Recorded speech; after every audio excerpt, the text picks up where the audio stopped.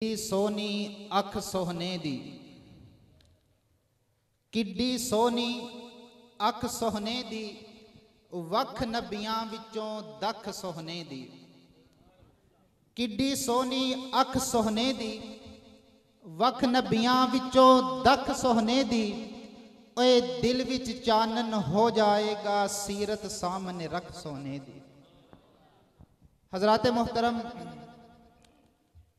मस्जिद की इंतज़ामिया ने भरपूर ताउन फरमाया, हजरात कारी साहिबान ने भरपूर मेहनत फरमाई। एक तो हम शुक्रगुजार हैं इनके कि इन्होंने हमारे लिए इतनी खूबसूरत महफिल सजाई, इनेकाद करवाया।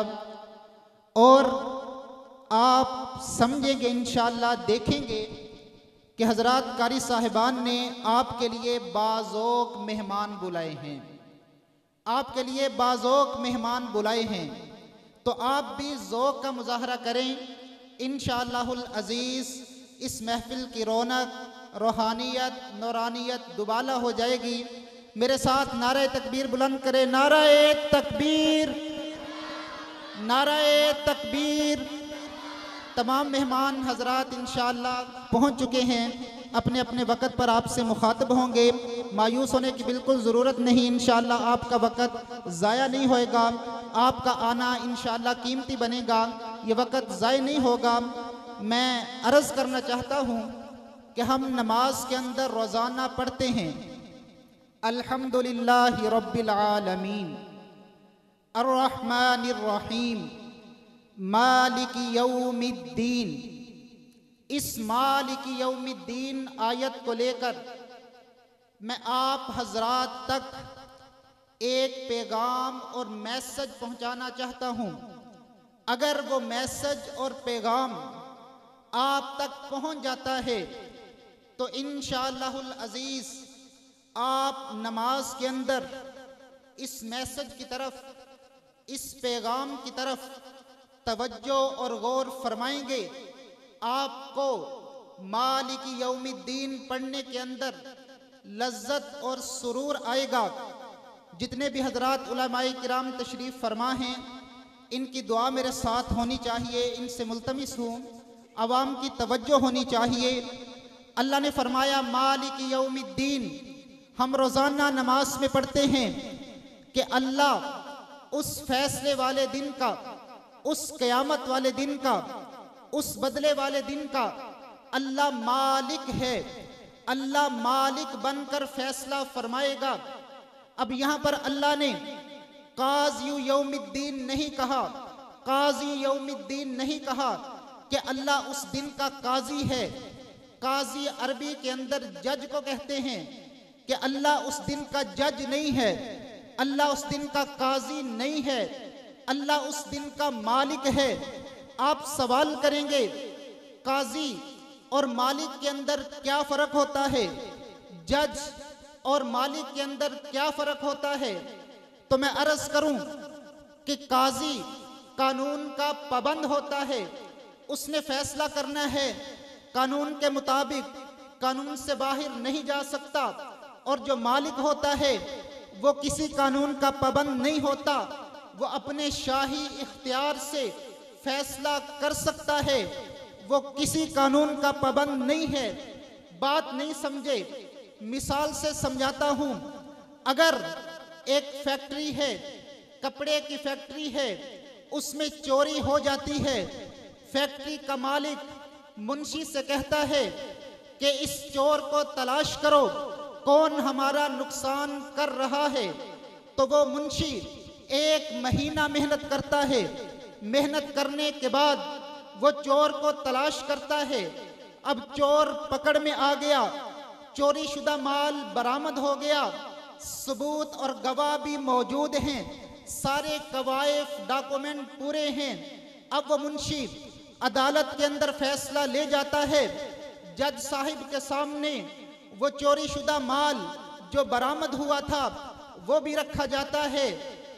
वो मुजरिम अपने जुर्म का इकरार भी कर लेता है, गवाह भी मौजूद हैं, सारे शवाहिद मौजूद हैं। अब इन गवाहों की मौजूदगी में शवाहद की मौजूदगी में, चोरी शुदा माल बरामद होने की मौजूदगी में जज जो है पाबंद है कानून का कि वो उसको जुर्म की सजा सुनाए। अगर वो उसको माफ कर देता है तो मुंशी उससे उलझेगा कि आपने गवाहों की मौजूदगी में क्यों इसको बरी किया है, गवाहों की मौजूदगी में सजा क्यों नहीं सुनाई। आप कानून के पाबंद थे, आपको सजा सुनानी चाहिए। किस कानून के तहत आपने इसको बरी किया है। हजरात थोड़ा सा आगे तशरीफ ले आएंगे, जरा थोड़ा सा आगे तशरीफ ले आए, पीछे आने वाले मेहमानों को तंगी हो रही है, जरा आप आगे आगे थोड़ा सा तशरीफ ले आए।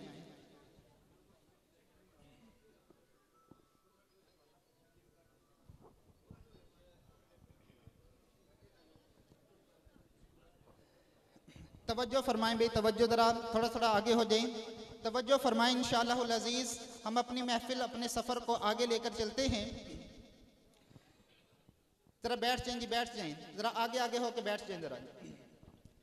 तो मैं अर्ज कर रहा था कि जज कानून का पाबंद है, अगर कानून के खिलाफ फैसला करेगा उससे पूछगिछ होगी। लेकिन अगर वही मुंशी उसी चोर को लेकर फैक्ट्री के मालिक के पास आ जाता है कि भाई ये आपका चोर है, ये चोरी शुदा माल है जो बरामद हो गया है, ये गवाह हैं, ये शवाहिद हैं, आप इसका मुकदमा सुन लीजिए। अब मालिक फैक्ट्री 3 घंटे उसका मुकदमा सुनता है। अदालत ने मुकदमा सुना 3 महीने, मालिक मुकदमा सुनता है 3 घंटे।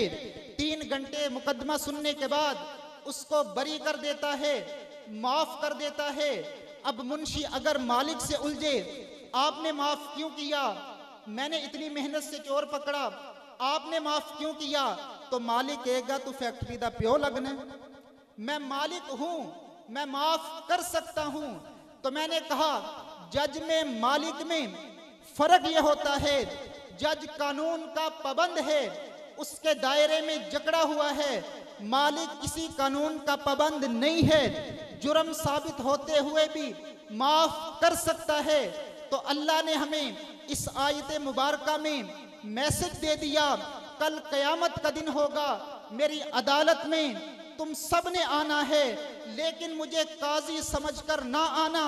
अगर काजी समझकर अल्लाह फैसला करेंगे, काजी बनकर अल्लाह फैसला करेंगे, अल्लाह की कसम हम में से कोई नहीं बच सकता।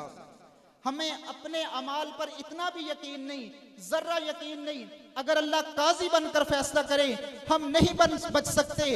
हम अगर बच सकते हैं तो अल्लाह के शाही इख्तियारात से। अल्लाह कहते हैं मुझे मालिक समझकर आना, ढेरों गुनाह लेकर आओगे, पहाड़ों जैसे गुनाह लेकर आओगे, मैं मालिक हूं, मुझसे कोई फरिश्ता भी नहीं पूछ सकता, चाहूं तो सारे के सारे माफ कर दूं। तो इसलिए मैं मालिक हूं, कल मालिक बनकर फैसला करूंगा। तो मैंने कहा कि काजी और मालिक में फर्क यह होता है कि काजी कानून का पाबंद है और मालिक कानून का पाबंद नहीं, वो अपने शाही इख्तियारात से जो चाहे फैसला कर सकता है।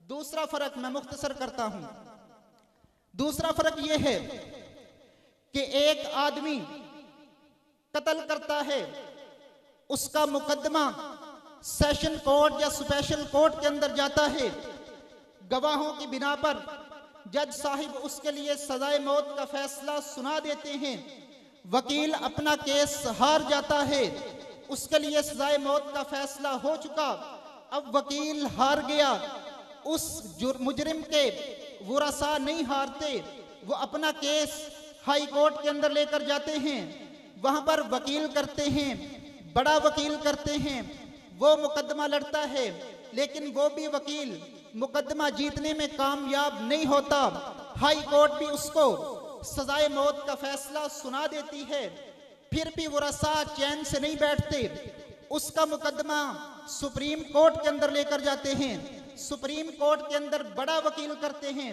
उसकी फीसें अदा करते हैं, लेकिन वो वकील भी मुकदमा हार जाता है, सुप्रीम कोर्ट सजाए मौत का फैसला बरकरार रखती है। अब जब तीनों अदालतों ने, सुप्रीम कोर्ट से बड़ी अदालत कोई नहीं, तीनों अदालतों ने सजाए मौत का फैसला सुना दिया, तो अब वो क्या करते हैं, वो सोचते हैं कि हमें सदर पाकिस्तान के पास जाना चाहिए कि वो सदर पाकिस्तान इसकी सजाए मौत का फैसला मुअत्तल कर सकते हैं, वो सजाए मौत की सजा माफ कर सकते हैं।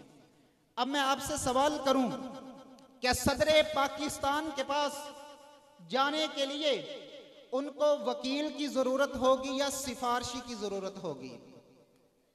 किसकी जरूरत होगी जी? सिफारशी की जरूरत होगी, क्योंकि सदर पाकिस्तान के यहाँ वकील काम नहीं देगा, वहां पर काम देगा तो सिफारशी काम देगा।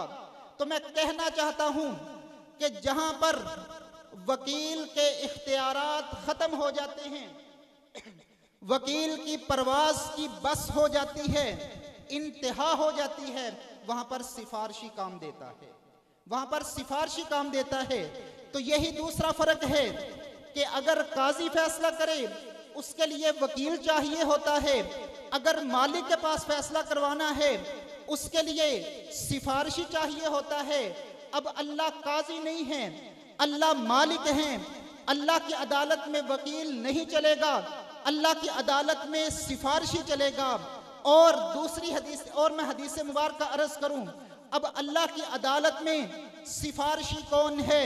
नबी अलैहिस्सलाम ने फरमाया, जो बच्चा कुरान पाक हिफज करता है, हिफज करने के बाद अहल्ला हलालहू, हलाल को हलाल समझकर उस पर अमल करता है, हर्रमा हरामहू, हराम को हराम समझकर उससे बचने की कोशिश करता है, कल क़यामत वाले दिन अल्लाह के दरबार में वो 10 आदमियों की सिफारिश करेगा, क्योंकि वो मालिक है।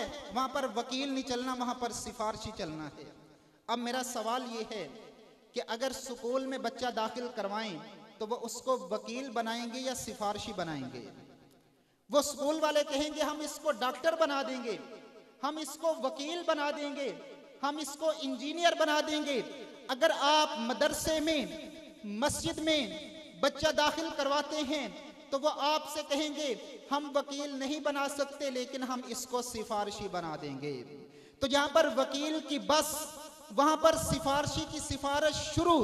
तो अगर मसाजिद में बच्चे दोगे तो वो आपके लिए सिफारशी बनाकर देंगे कि जहां वकीलों की बस हो जाएगी वहां पर आपका ये नन्हा सिफारशी आपके काम आएगा। तो इसलिए हमें चाहिए कि हम अपना एक एक सिफारशी कम अज कम जरूर बनाएं। अल्लाह ने आपके गांव में कोट भवानी दास के अंदर अल्लाह ने आपको सहूलत दी है, बच्चे हिफज भी कर रहे हैं, बच्चे कुरान पाक की तालीम भी हासिल कर रहे हैं। इसलिए इस मौका को गनीमत समझिए। ऐसे ऐसे इलाके हैं कि वालिदैन तरसते हैं, हमारे बच्चों को तालीम देने वाला कोई नहीं। ये अल्लाह का आप पर फजल है कि अल्लाह ने आपके गांव को ये मौका दिया, रहमत की, कि आपके पास तालीम का इंतज़ाम मौजूद है। तो अगर हम ना इससे फ़ायदा हासिल करें तो हमारी महरूमी के सिवा कुछ नहीं है। तो इसलिए मेरा दूसरा पैगाम जो आज की इस खूबसूरत महफिल का उन्वान है, ख़त्मे नबूवत व इस्तेहकाम पाकिस्तान, ख़त्मे नबूवत व इस्तेहकाम पाकिस्तान। इस्तेहकाम पाकिस्तान किस तरह होगा? आप अपने बच्चे को हाफिज बनाएं, उसका दिमाग अल्लाह रोशन कर देंगे, फिर उसको वकील बनाएं, वो अच्छा वकील बनेगा। आप अपने बच्चे को हाफिज बनाएं, फिर उसके बाद उसको डॉक्टर बनाएं, उस कुरान की बरकत से वो अच्छा डॉक्टर बनेगा। आप अपने बच्चे को हाफिज कुरान बनाएं, फिर इसको इंजीनियर बनाएं, वो उसकी बरकत से अच्छा इंजीनियर बनेगा। जब अच्छा वकील होगा, जब अच्छा डॉक्टर होगा, जब अच्छा इंजीनियर होगा, जब अच्छा सियासतदान होगा, तो यही हमारे इस्तेहकाम पाकिस्तान की बुनियाद बनेगा इंशाअल्लाहुल अजीज। तो इसलिए मालिक यौमिद्दीन का पैगाम इस कॉन्फ्रेंस की निस्बत से भी है और हमारी निस्बत से भी है कि हम अपने लिए क्या तजवीज़ करते हैं, वकालत या सिफारिशी, ये फैसला हमारे हाथ में।